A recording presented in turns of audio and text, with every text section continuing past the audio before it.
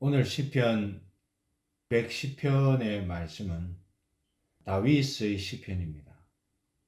이 시편에서 다윗은 특별히 하나님의 메시아 되심, 예수님의 메시아 되심을 노래하고 있습니다.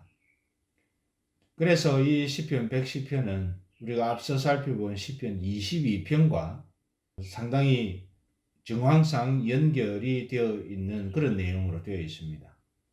시편 22편은 고난받는 메시아에 대해서 노래하고 있다면 이 시편 110편은 영원한 왕과 제사장이 되시는 예수님, 그 메시아에 대해서 잘 표현해 두고 있습니다. 다윗은 이스라엘의 왕이었습니다. 그런 다윗이 영원한 왕과 제사장이 되시는 메시아를 노래하고 있다는 것은 그가 비록 왕이었지만 자기보다 더 높으신 왕, 진짜 왕은 따로 있다는 것을 의식했다는, 그렇게 의식하고 살았다는 것을 의미합니다. 왕을 노래하는 것이죠. 왕이 다른 나라 왕을 노래하는 것이 아니라 이 왕된 다윗이 자기 위의 권세로 존재하는 자기의 왕이신 그 존재, 메시아, 영원한 왕, 제사장, 그것을 노래하고 있는 것을 보면 이 다윗의 마음속에는 늘 자기가 왕일지라도 자기를 다스리는 어떤 분이 계신다, 그 메시아가 계신다 하는 점을 잊지 않고 있었던 것이라고 우리는 오늘 이 말씀의 내용을 통해서 생각해 볼 수 있습니다. 그렇기 때문에 우리의 삶과 신앙에도 늘 우리 위에서 우리를 다스리고 인도하시는 분이 계시다는 것을 의식해야 하는 것입니다. 그렇게 의식하며 사는 것과 그렇지 않은 것과는 그 삶의 내용과 질에 있어서 또 목표에 있어서 대단한 차이를 보이게 됩니다. 우리가 가정에서, 일터에서 또 사람들과의 관계에서 책임 있는 위치에 있다면 더욱 그런 점을 기억해야 할 필요가 있는 것이죠.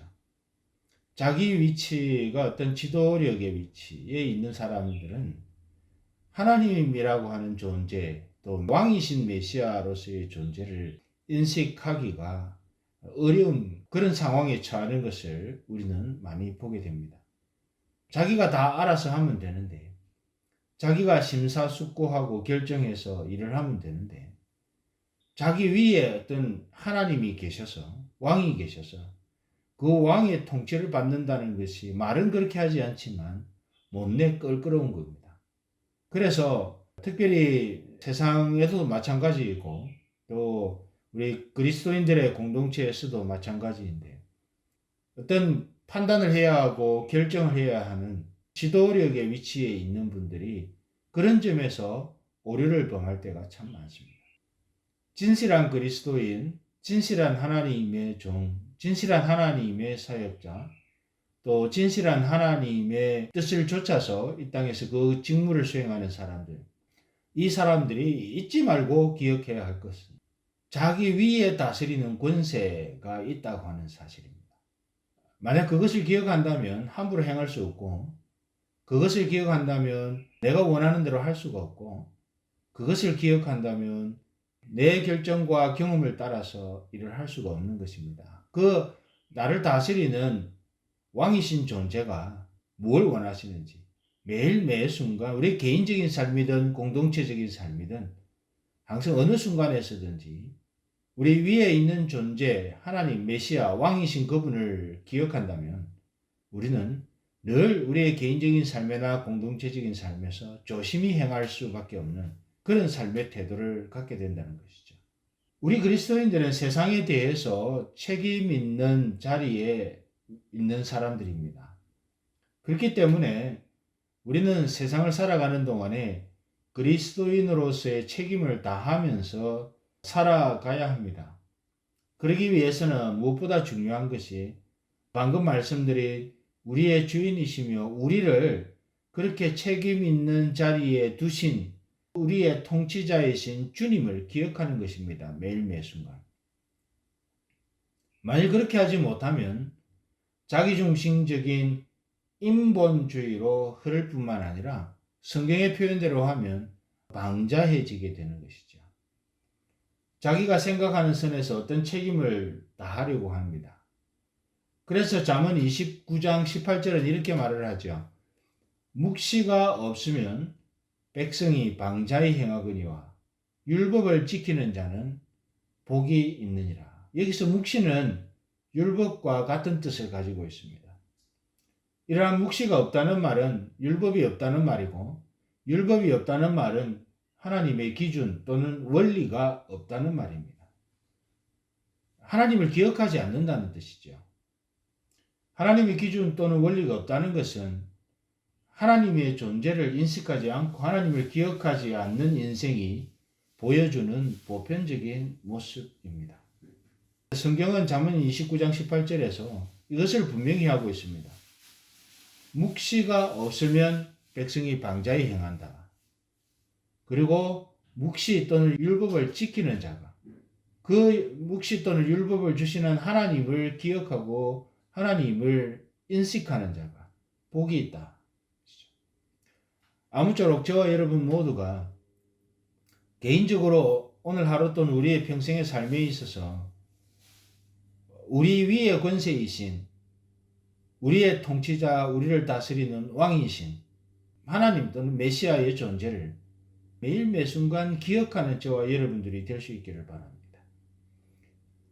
그리고 우리가 속한 교회도 매일 매순간 우리를 다스리시는 하나님의 권세를 기억하고 그 하나님의 권세의 다스림의 방향을 따라서 우리가 사역도 일구어가고 교회를 세워가는 그런 우리 모두가 다 될 수 있기를 바랍니다. 그리고 우리가 속한 모든 공동체, 가정뿐만 아니라 또 교회를 포함해서 우리가 행하는 모든 우리가 속한 공동체, 직장 포함해서 그곳에서 나를 두신 그 가정의 일원으로 두시고 또 교회의 일원으로 두시고 또 직장의 멤버로서 맡은 바 역할을 감당할 수 있도록 그 자리에 두신 하나님의 의도, 그것을 기억함으로 하나님께 영광 돌리는 그런 삶을 우리 모두가 살아갈 수 있기를 주의 이름으로 축복합니다. 이렇게 기억하고 인식해야 할 주님이 어떤 분이신지 오늘 전체의 말씀을 다 살펴볼 수는 없지만 1절을 중심으로 한번 보기를 원합니다. 그러면 우리를 다스리시고 우리를 삶을 인도하시고 그렇기 때문에 우리가 기억하고 또 인식해야 할 그 주님이 구체적으로 어떤 분이신지 무엇을 하시는 분이신지 그것을 우리 한번 생각해 보는 것이죠. 1절을 보시면 1절에 이렇게 되어 있습니다. 여호와께서 내 주에게 말씀하시기를 내가 네 원수로 네 발등상 되게 하기까지 너는 내 우편에 앉으라 하셨도다. 여기서 내 원수들로 내 발등상 되게 하기까지는 이게 무슨 말인가 하면 원수를 완전히 제압해서 꼼짝하지 못하게 만든다 하는 그런 의미입니다. 옛날 고대에 전쟁을 할 때에 패배를 한 나라가 있기도 하고 또 승리한 나라가 생기지 않습니까? 그러면 그 전쟁에서 승리한 나라의 임금은 왕은 패전한 나라의 왕의 목을 발로 밟는 그런 관습이 있었습니다. 거기서 나온 표현이 발등상 되게 하기까지입니다. 여호수아 10장을 보면 여호수아의 명령으로 이스라엘 자손이 기브온을 대신하여 가나안 남쪽에 있던 다섯 왕과 전쟁을 하는 장면이 나옵니다. 그 전쟁에서 태양과 달이 중천에 머물러 있기도 했죠. 이스라엘 자손들은 그 전쟁에서 승리하고 그 다음에 어떤 행동을 취합니까? 그 전쟁에서 패전한 다섯 왕의 목을 밟습니다. 이게 발등상 되게 하기까지라는 말의 의미입니다. 이것은 메시아 되신 그리스도께서 죽음의 권세를 깨뜨리시고 부활하셔서 사단의 권세를 완전히 굴복시킬 것을 예표하는 그런 표현입니다. 우리가 기억해야 할 하나님, 우리를 인도하시는 하나님은 그냥 무력한 분이 아니십니다. 우리가 기억하고 우리를 인도하고 우리를 다스리시는 하나님은 종래에 우리의 삶을 사망으로 이끌어가던 사단의 권세를 완전히 굴복시키시고 하나님 나라의 통치자로서 온전한 모습으로 우리 앞에 명백히 서게 되실 그분이십니다. 그래서 요한계시록 후반부를 보면 하나님은 심판하시는, 다스리시는, 말로 표현하기가 어려운 그런 존재로서의 하나님을, 주님을 표현해 놓고 있는 것이죠. 그리고 주님의 능력을 표현할 때에 하나님의 오른손, 오른쪽이라는 표현을 합니다. 우리가 사도신경으로 고백을 할 때도 그러지 않습니까? 우편에 앉아 계시다가. 그래서 여기서 말하는 주님과 관련해서 오른쪽이라고 하는 것은 그 위치를 의미하는 것이 아니라 성경에서 말하는 오른쪽은 대부분의 능력을 상징할 때 오른쪽, 오른손이라는 표현을 씁니다. 그리스도인들이 좋아하는 성경 구절 가운데 대표적인 것이 이사야 41장 10절인데 여기도 보면 두려워하지 말라 내가 너와 함께함이라 놀라지 말라 나는 내 하나님이 됨이라 내가 너를 굳세게 하리라 참으로 너를 도와주리라 참으로 나의 의로운 오른손으로 너를 붙들리라. 하나님은 왼손은 힘이 없으시고 오른손만 힘이 있기 때문에 이렇게 말씀하시는 것이 아닙니다. 영이신 하나님께는 오른손 왼손이 없으십니다. 하나님의 능력으로 함께 해주시겠다는 약속, 그 큰 능력으로 감싸주시겠다는 약속이 오른손으로 붙들어준다. 이사야 41장 10절에 나와 있는 그 표현입니다. 우리 주님은 마지막에 사단의 권세를 완전히 제압하시는, 처음부터 사단은 우리 주님을 제압할 권세가 없었습니다. 하나님이 그 모든 권세를 가지고 계셨습니다.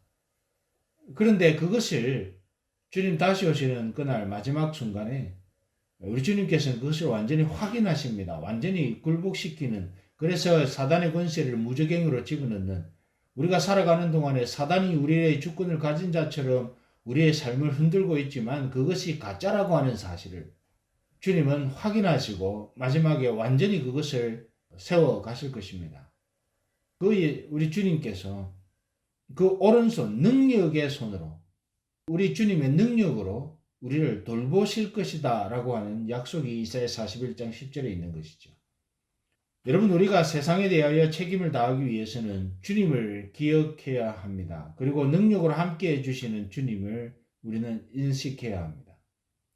그냥 하나님 그분이 아니라 우리를 능력으로 함께 해주시는 그분, 종래의 사단의 무리에 대하여 온전한 승리를 확정하실 그분.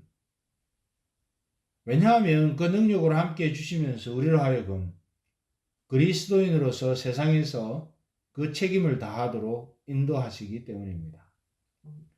그렇기 때문에 우리는 세상의 모습 이런 것에 놀랄 필요가 없습니다. 지금 우리 현재 상황을 봐도 어둠의 권세와 사단의 영향력이 세상의 권세를 다 가진 것처럼 그렇게 행동합니다. 세상의 정치 권력자들이 세상이 자기들의 수하에 있는 것처럼 그렇게 인식을 심어주려고 하고 있습니다. 그런데 그것은 다 거짓입니다. 우리가 기억해야 할 우리의 위에 다스리는 권세, 심지어 세상의 권세마저도 당신의 권한 하에 두셔서 그 권세를 줄 자 주지 않을 자를 결정하시는 하나님. 그 하나님께서 능력의 오른손으로 당신의 백성들을 인도하시고 주님을 기억하는 그 백성들이 최종적인 주님의 승리에 함께 동참할 수 있도록 그렇게 그 삶을 영육간에 인도해 가신다고 하는 것을 우리는 기억할 필요가 있는 것이죠.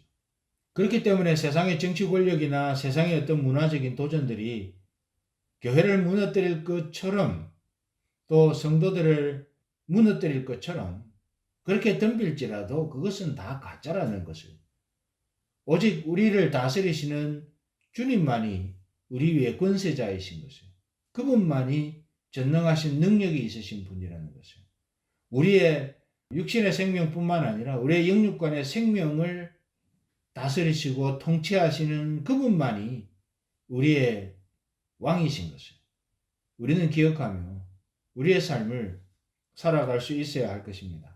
그렇기 때문에 말씀드린 것처럼 놀랄 필요가 없습니다. 그저 우리는 우리의 길을 묵묵히 가면 되는 것이고, 그러다 보면 그 뒷배는 누가 봐주시는가? 우리를 다스리시는 주님, 능력자이신 주님 그분이 우리의 뒷배를 봐주시는 겁니다. 우리는 하나님 기억하면서 그 하나님의 의도대로, 그 하나님의 방향대로 묵묵히 우리 길을 가기만 하면 되는 겁니다. 그것을 잊지 말고 오늘 하루도, 아니면 우리의 다가오는 모든 날들 동안에 능력이신 하나님, 그분이 우리를 다스리신다는 사실을 기억하면서 최종적인 승리는 우리에게 있다 하는 점을 우리는 마음에 간직하면서 우리의 걸음을 아름답게 걸어가시는 그런 저와 여러분 모두가 되기를 주의 이름으로 축복합니다.